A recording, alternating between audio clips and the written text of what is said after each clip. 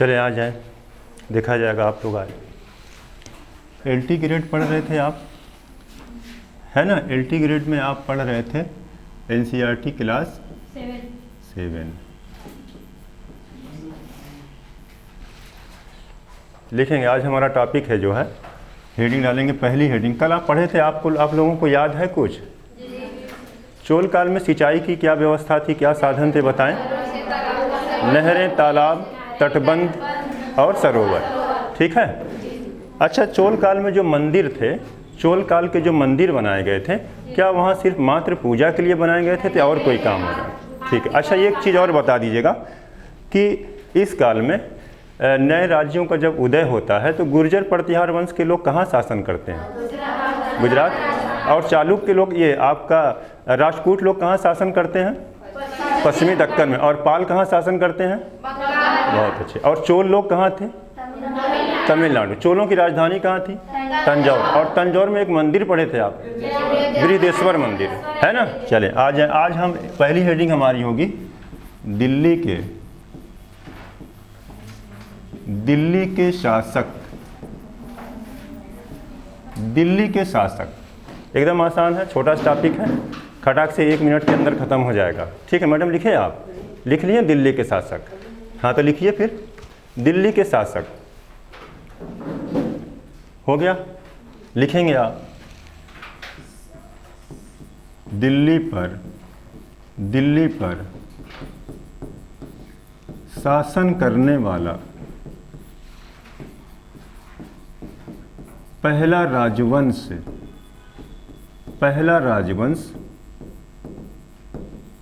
तोमर वंश था। दिल्ली पर शासन करने वाला पहला राजवंश कौन सा वंश था? तोमर वंश था। खूब इंपॉर्टेंट है, अभी बताएंगे कहाँ कहाँ सवाल है, वो भी बता देंगे आपको, ठीक है। दिल्ली पर शासन करने वाला पहला राजवंश तोमर वंश था। हो गया। आगे चलेंगे आप, लिखेंगे 12वीं शताब्दी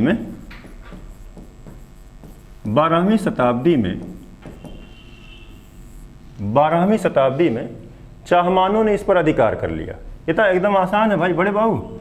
देखें आप, 12वीं शताब्दी में चाहमानों ने इस पर अधिकार कर लिया। चाहमानों को ही आप चौहान लिख सकते हैं ना, वही नाम वही है, तो आप जानिएगा, लिखने की जरूरत भी नहीं है। 12वीं शताब्दी में चाहमानों ने इस पर क्या कर लिया? अधिकार कर लिया। क्लियर हुआ? चलिए 2 सवाल बताएं। दिल्ली पर शासन करने वाला पहला राजवंश, दिल्ली पर तोमर वंश, है ना? क्यों ऐसा हुआ था बताएंगे। दिल्ली नगर है, इस नगर की स्थापना ही तोमरों ने किया था। तोमरों के एक राजा थे अनंगपाल, उन्होंने दिल्ली नगर को बसाया था, तो उन्होंने ही शासन किया। पहली बात, दिल्ली पर शासन करने वाला पहला राजवंश तोमर वंश। 12वीं शताब्दी में कौन कब्जा कर लिया?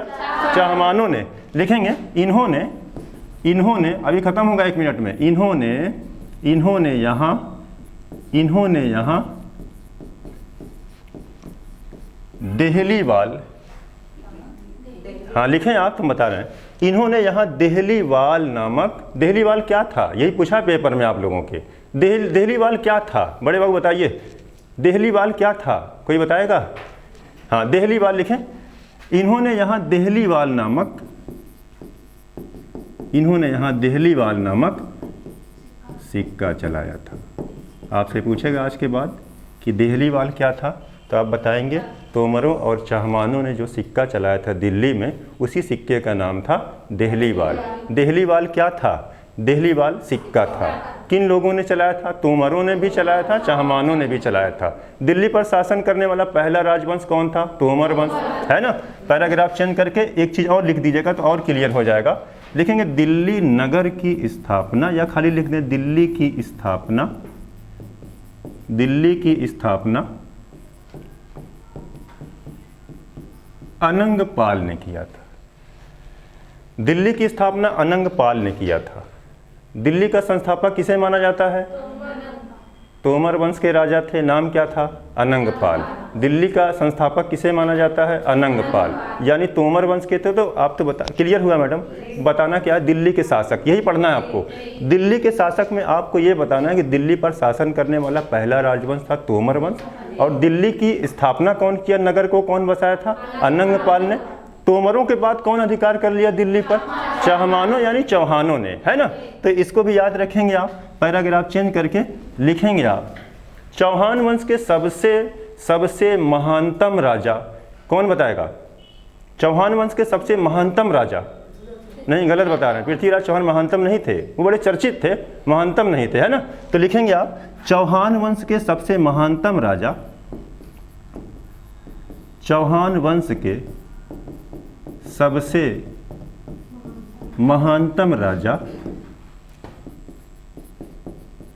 विग्रहराज विसलदेव थे। विग्रहराज विसलदेव, विग्रहराज विसलदेव, विग्रहराज विसलदेव। चौहान वंश के सबसे सबसे सबसे महानतम राजा कौन थे? विग्रहराज विसलदेव थे। इनकी उपाधि थी कवि बांधव। लिखना है आपको, इनकी उपाधि थी, यहीं पर लिख दे रहे हैं, इनकी उपाधि थी कवि बांधव। इनकी उपाधि क्या थी? कवि बांधव। इनकी उपाधि थी कवि बांधव। इनकी उपाधि थी कवि बांधव। चौहान वंश के सबसे जब पूछेगा मैडम कि चौहान वंश का सबसे महानतम राजा कौन हुआ, तो कभी भी पृथ्वीराज चौहान को आप नहीं बताएंगे। आप किसे बताएंगे? विग्रहराज विसलदेव को बताएंगे, है ना। बीसल सागर झील बनाए थे, बीसलपुर नामक नगर भी बसाए थे। लिखने आप लिखिएगा, इन्होंने ही बीसलपुर नामक नगर, इन्होंने ही बीसलपुर नगर, बीसल सागर झील का निर्माण करवाया था। इन्होंने ही बीसलपुर नामक नगर तथा बीसल सागर नामक झील का निर्माण करवाया था। बस इतना, हम तो अतिरिक्त बता दिया आपको। कक्षा 7 की एनसीईआरटी में तो इतना था ही नहीं, इतना था ही नहीं बड़े बाबू। आपको बता दिया गया इतना, दिल्ली पर शासन करने वाला पहला राजवंश दिल्ली तोमर वंश, है ना। उसके बाद कौन अधिकार कर लेगा? चौहान वंश। इन लोगों ने एक सिक्का चलाया दिल्ली में, देहलीवाल। इतना ही पढ़ना था, है ना। अब एक सवाल जब इतना आप लिख चुके हैं तो एक और सवाल लिख लें। आप लिख लेंगे चौहान वंश के सबसे चर्चित शासक, अब बता देंगे आप। चौहान वंश के सबसे चर्चित शासक जो बहुत चर्चा में आए हैं, पृथ्वीराज थर्ड थे, पृथ्वीराज तृतीय। लिखिए फिर बता रहे हैं, पृथ्वीराज तृतीय थे। चौहान वंश के सबसे चर्चित शासक कौन थे? तो आपने बता दिया, सबसे चर्चित शासक थे पृथ्वीराज तृतीय थे। इन्हें ही हम पृथ्वीराज चौहान के नाम से जानते हैं। इन्हें ही हम पृथ्वीराज चौहान के नाम से जानते हैं। समझ में आ गई बात? कल के दिन अगर आप लोगों से पूछ लिया जाए कि जो तराइन का पहला युद्ध हुआ था, याद है आपको? तराइन का दूसरा वाला युद्ध हुआ था जो पृथ्वीराज चौहान हम पढ़ते हैं और जानते हैं, ये कौन पृथ्वीराज चौहान थे? पृथ्वीराज फर्स्ट थे, पृथ्वीराज द्वितीय थे या पृथ्वीराज तृतीय थे? तो आप कहेंगे पृथ्वीराज तृतीय थे ये, जिन्हें हम क्या जानते हैं? पृथ्वीराज चौहान के नाम से जानते हैं, है ना। तो इस बात को याद रखेंगे आप, ठीक है बाबू। तो एक टॉपिक हमारा यहाँ आपके LT ग्रेड के GS के लिए ये छोटा सा टॉपिक आपका समाप्त हो गया। टॉपिक का नाम क्या था? 7वीं NCERT में है, दिल्ली के शासक। दिल्ली पर शासन करने वाला पहला राजवंश था तोमर, फिर आ गए चौहान यानी चौहान, है ना। पैराग्राफ चेंज करके एक हेडिंग डालेंगे आप, एक हेडिंग डालेंगे चौहानों के 2 प्रसिद्ध नगर। यही है आपके सिलेबस में कि चौहानों के 2 प्रसिद्ध नगर, चौहानों के 2 प्रसिद्ध नगर, चौहानों के 2 प्रसिद्ध नगर, चौहानों के 2 प्रसिद्ध नगर, है ना। अगर आपसे कहा जाए कि दिए गए विकल्प में किस वाले विकल्प में चौहानों के 2 प्रसिद्ध नगर दिए गए हैं, किस वाले विकल्प में चौहानों के 2 प्रसिद्ध नगर हैं, तो आप ढूंढ लेंगे। चौहानों के 2 प्रसिद्ध नगर आप लिखेंगे। पहला लिखेंगे आप अजमेर, अजमेर, और दूसरा लिख लेंगे दिल्ली। अजमेर और दिल्ली। चौहानों के 2 प्रसिद्ध नगर कौन से नगर थे? आप बताएंगे अजमेर और साथ साथ दिल्ली। खत्म हो गया हमारा ये टॉपिक, है ना। पैराग्राफ चेंज करिएगा, पैराग्राफ चेंज करिएगा। और हमारा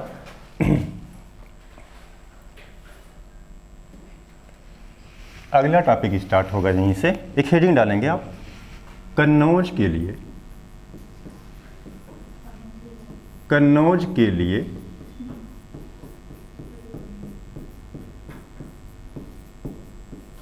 त्रिपक्षीय संघर्ष।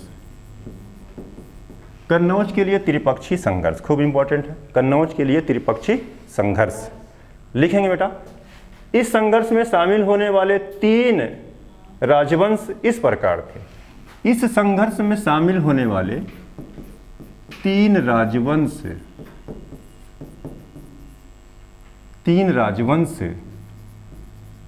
इस प्रकार थे। त्रिपक्षीय का मतलब 3 पक्ष शामिल हुए होंगे, है ना, इसी को नाम दिया गया त्रिपक्षीय संघर्ष। कन्नौज को लेकर हमने बता दिया, हर्षवर्धन की मृत्यु के बाद कन्नौज पर सत्ता पाने के लिए बड़ी होड़ मच गई, है ना। ऐसे में 3 राजवंश जो आपस में खूब लड़े, तो इसी को नाम दिया गया त्रिपक्षीय संघर्ष। कन्नौज को लोग लेकर के त्रिपक्षीय संघर्ष में 3 राजवंश ने क्या किया, 3 राजवंश आपस में खूब लड़ाई किए। तो वो 3 राजवंश कौन थे बेटा? नंबर 1 लिखेंगे आप, नंबर 1 लिखेंगे आप, राष्ट्रकूट वंश। आपको पता है, कल बताए थे, राष्ट्रकूट वंश का संस्थापक कौन था?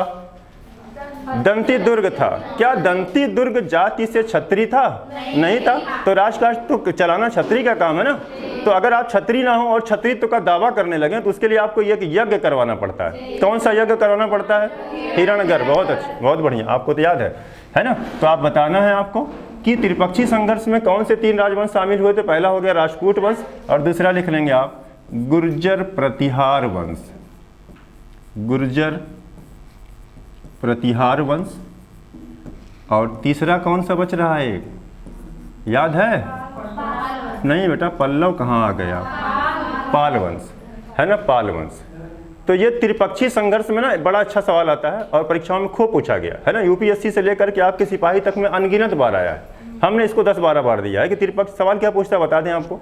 त्रिपक्षीय संघर्ष में एक राजवंश शामिल नहीं था, है ना। त्रिपक्षीय संघर्ष में एक राजवंश शामिल नहीं था।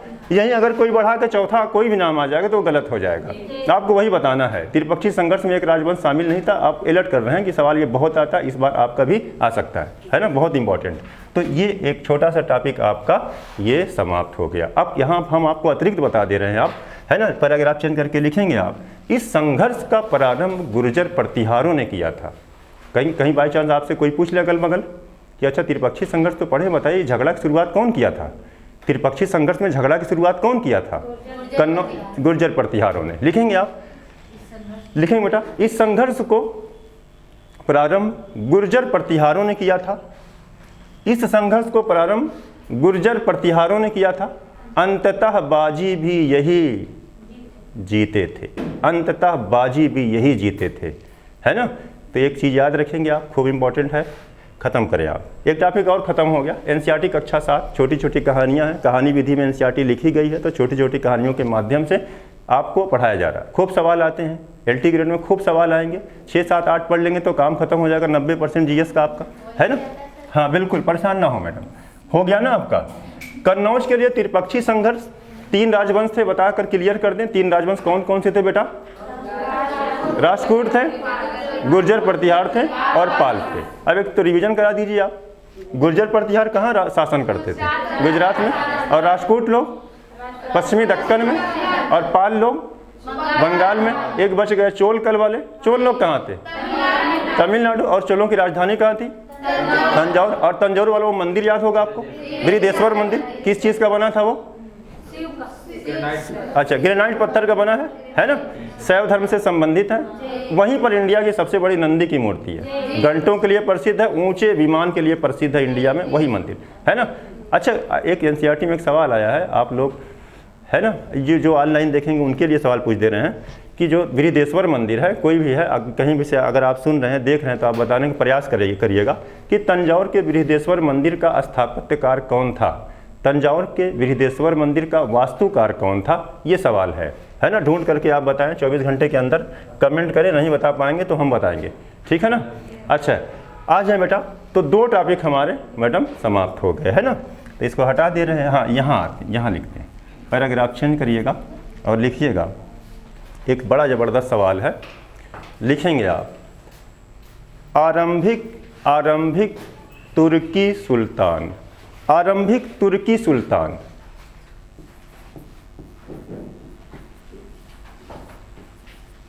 आरंभिक तुर्की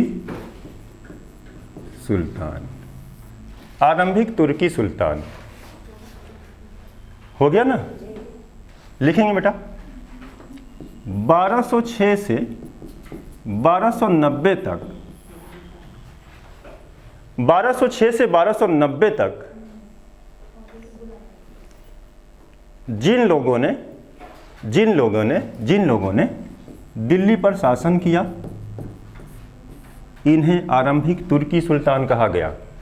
इन्हें आरंभिक तुर्की सुल्तान कहा गया। 1206 से 1290 तक जिन लोगों ने दिल्ली पर शासन किया, इन्हें क्या कहा गया? आरंभिक तुर्की सुल्तान कहा गया। शुरू में जो आए सुल्तान, प्रारंभ में जो सुल्तान आए बेटा, उन्हें क्या कहा जाता है? आरंभिक तुर्की सुल्तान कहा जाता है। इसको छोड़ें आप, इसको हम अगले टॉपिक में सेट करते हैं ना, खूब इंपॉर्टेंट है। चलें आ जाए, पैराग्राफ चेंज करके लिखेंगे 13वीं शताब्दी में, 13वीं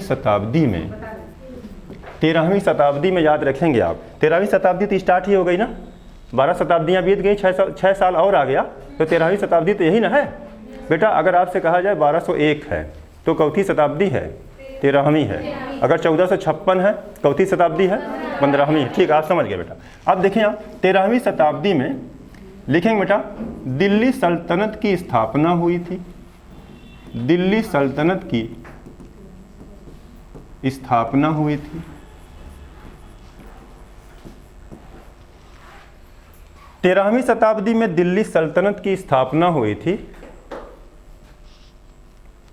13वीं शताब्दी में दिल्ली सल्तनत की स्थापना हुई थी, जहां कुल 5 राजवंशों ने, जहां कुल 5 राजवंशों ने शासन किया था। जहां कुल 5 राजवंशों ने शासन किया था। जहां कुल दिल्ली सल्तनत में कितने राजवंशों ने शासन किया था? 5। चौथी शताब्दी में दिल्ली सल्तनत की स्थापना हुई थी। 13वीं शताब्दी में जहां कुल 5 राजवंशों ने शासन किया था। नंबर 1 लिखेंगे आप, पहला राजवंश लिखेंगे बेटा, पहला राजवंश लिखेंगे आप गुलाम वंश। गुलाम वंश, पहला राजवंश कौन सा वंश था? गुलाम वंश। ठीक है बेटा, लिखेंगे आप कब से कब तक? 1206 से 1290 तक। कुछ है नहीं, एकदम आसान, खाली कार्यकाल देकर के छोड़ दिया है ना। 1206 से 1290 तक। दूसरा राजवंश कौन सा था बेटा? खिलजी वंश। खिलजी वंश, कार्यकाल बोल दें बाबू, 1290 से 1320 तक। 1320 तक, 1290 से 1320 तक आ जाए बेटा। तीसरा राजवंश कौन सा था? याद रखना है, क्रम पूछता है बेटा। तुगलक वंश। तुगलक वंश, तुगलक वंश 1320 से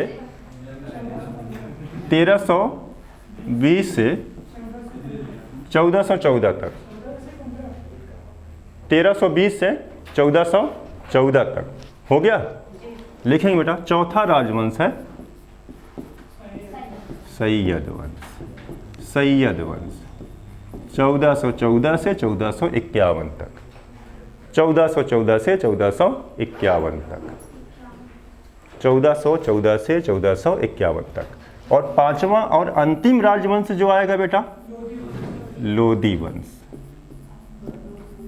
लोधी वंश 1451 से 1526 तक। 1451 से 1526 तक कौन सा वंश था? लोधी वंश। 1451 से 1526 तक कौन सा वंश था बेटा? लोधी वंश। दिल्ली सल्तनत का पहला राजवंश। अब आपको बनाना है, दिल्ली सल्तनत में 5 राजवंश थे। चौथी शताब्दी में दिल्ली सल्तनत की स्थापना हुई थी।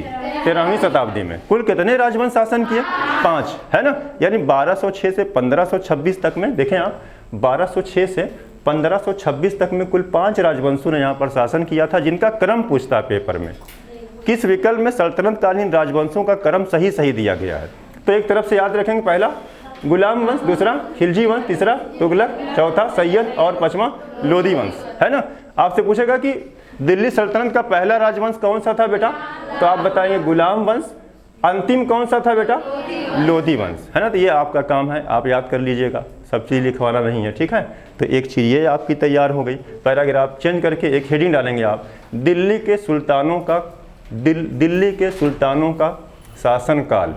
एक टॉपिक आ रहा है अलग से, है ना, दिल्ली के सुल्तानों का शासनकाल।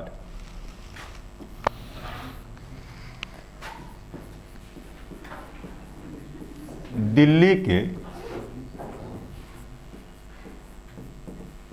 सुल्तानों का शासनकाल। दिल्ली के सुल्तानों का शासनकाल कुछ लोगों को दिया है 7वीं वाली एनसीईआरटी में, जो इंपॉर्टेंट है उन्हीं का लिखा जाएगा, है ना। जिनका जिनका दिया है उन्हीं का खटाखट हम लोग क्या करेंगे, लिख लेंगे। बेटा दिखाई दे रहा है आपको वहाँ से, है ना। दिल्ली के सुल्तानों का शासनकाल में देखें किनका किनका दिया है, आप आकर आएँ और लिखें बेटा।